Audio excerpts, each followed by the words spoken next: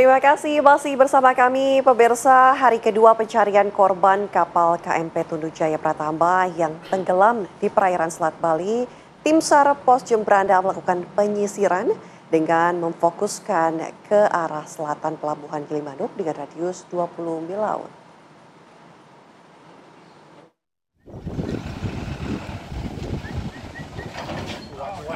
Pencarian korban kapal penumpang KMP Tunu Pratama Jaya yang belum ditemukan terus dilakukan tim SAR gabungan.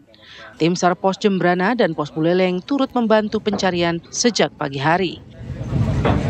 Dengan 2 unit perahu rigid, inflatable boat, dan 9 personil Pos SAR Jembrana serta 5 personil Pos SAR Buleleng, pencarian difokuskan ke arah selatan dan timur dari Pelabuhan Gilimanuk. Hal ini dikarenakan sebelumnya arus laut selatan Bali yang bergerak ke arah selatan membuat para korban banyak ditemukan terdampar di areal pantai Pebuahan yang berada di selatan Pelabuhan Gilimanuk dengan radius 20 mil laut. Selain pencarian di laut, pencarian juga dilakukan di darat dengan menyisir pantai di sepanjang Pelabuhan Gilimanuk hingga pantai Pebuahan. Pencarian hari ini kita memfokus ke arah selatan dan ke timur. Jadi kemungkinan sampai dengan di Pebuahan untuk pencarian. Berkaitan dengan kapal tersebut belum bisa dideteksi untuk kapalnya. Jadi kami tetap berusaha untuk mencari korbannya yang belum sampai saat ini yang kurang diketemukan. Hingga saat ini posisi bangkai kapal belum ditemukan dan diperkirakan tenggelam di dasar laut. 30 orang penumpang masih belum ditemukan. Dari Jembrana, Bali, Aris Wiyanto, TV One mengabarkan.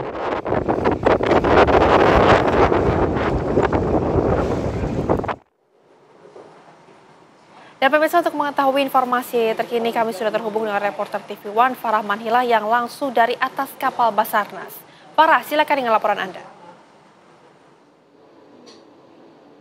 Ya, Rehana, Ana, dan juga pemirsa, betul sekali saat ini saya turut bergabung bersama dengan tim Basarnas untuk melakukan upaya pencarian terhadap korban hilang atas peristiwa KMP Tunu Pratama Jaya.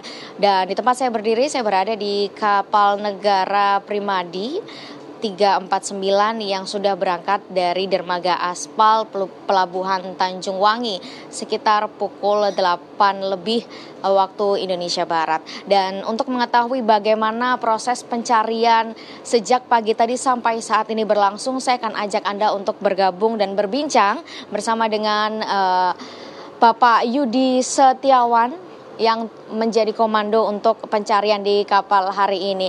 Selamat siang, Pak Yudi. Selamat siang. Ya, Pak Yudi, bagaimana proses pencarian hari ini?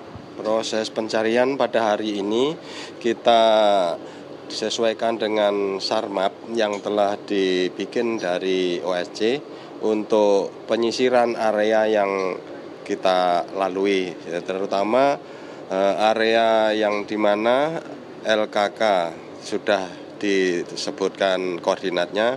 Selanjutnya untuk pergerakan dimungkinkan dari korban yang belum diketemukan atau masih dalam pencarian, kita sisir sesuai SARMAP yang ditentukan oleh OSC.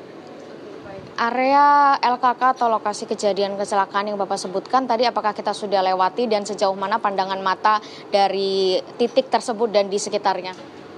Baik, untuk area yang kita lalui tadi sudah melintas, bahwasanya kurang lebih kita jarak pandang sekitar 1 kilo ya dari LKK lintasan kita. Selanjutnya kita menyisir ke arah selatan LKK kurang lebih 10 nautical mil, yang mana sampai saat ini kurang lebih 4 jam kita menyisir area yang sudah dibikinkan sektor pencarian KN Permadi, namun masih nihil.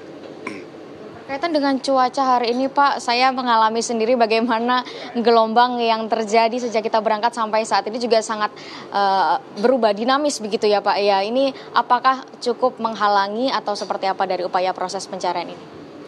Baik, untuk kondisi cuaca di lapangan memang ada perubahan yang tidak menentu, bahwasanya cuaca kadang timbul dengan tiba-tiba. Namun dengan cuaca yang demikian kita masih bisa untuk melaksanakan operasi.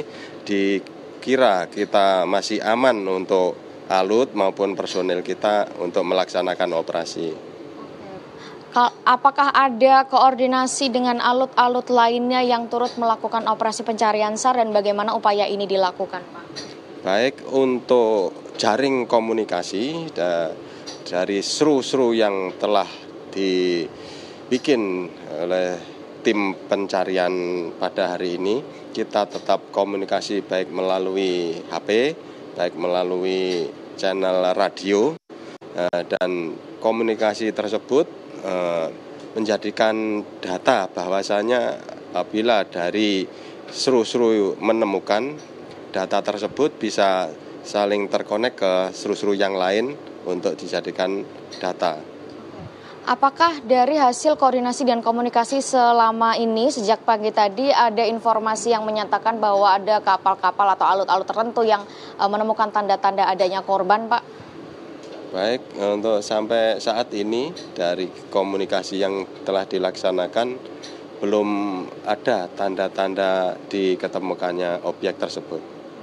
Kalau sebelumnya Bapak menyampaikan bahwa sudah melewati lokasi kejadian, kemudian juga menyusuri area sekitarnya, bahkan melewati area tersebut ke arah selatan, begitu ya Pak ya.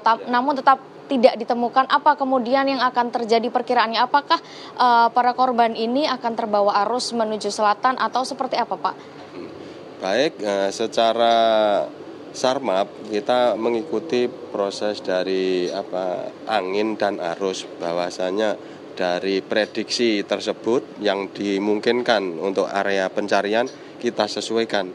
Kalau Sarmapnya menuju arah selatan dan memperlebar, dimungkinkan kita pencariannya mungkin melebar juga, demikian. Artinya mengikuti arahan sebelumnya begitu ya Pak dari hasil evaluasi? Iya, betul. Kemudian ini Pak, bagaimana kemudian tim SAR mendeteksi adanya manusia yang berada di tengah laut dengan melihat Selat Bali ini cukup luas begitu ya Pak ya?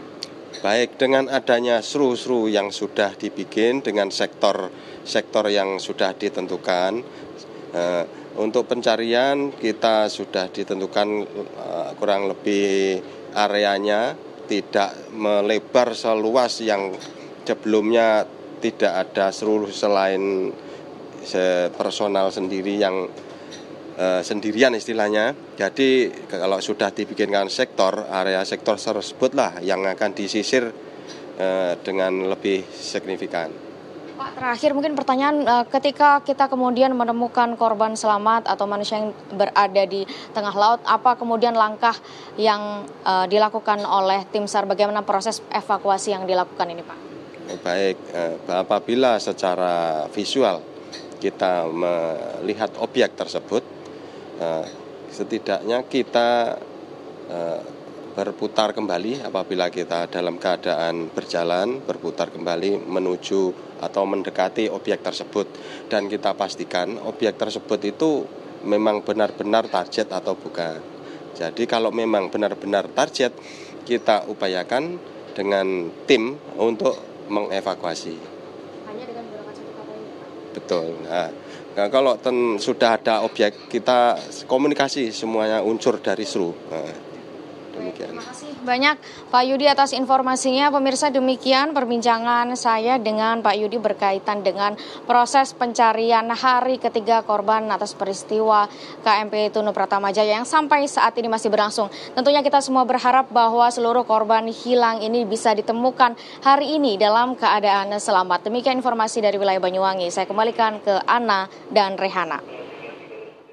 Terima kasih laporan langsung Farah Manhilah dari Selat Bali. Kami harapkan semua proses lain berjalan lancar, kemudian ditemukan semuanya, proses evakuasi pun selesai cepat ya. Iya, amin. Ya, pemirsa, setelah melalui perjuangan panjang agar tetap hidup, Suyip, salah satu korban tenggelam KMP Tunu Pratama Jaya, akhirnya bisa tiba di pelabuhan ASDP Ketapang. Ya, pada saat kejadian yaitu Kamis dini hari, Suyip berhasil berenang hingga akhirnya sebuah skoci menyelamatkannya.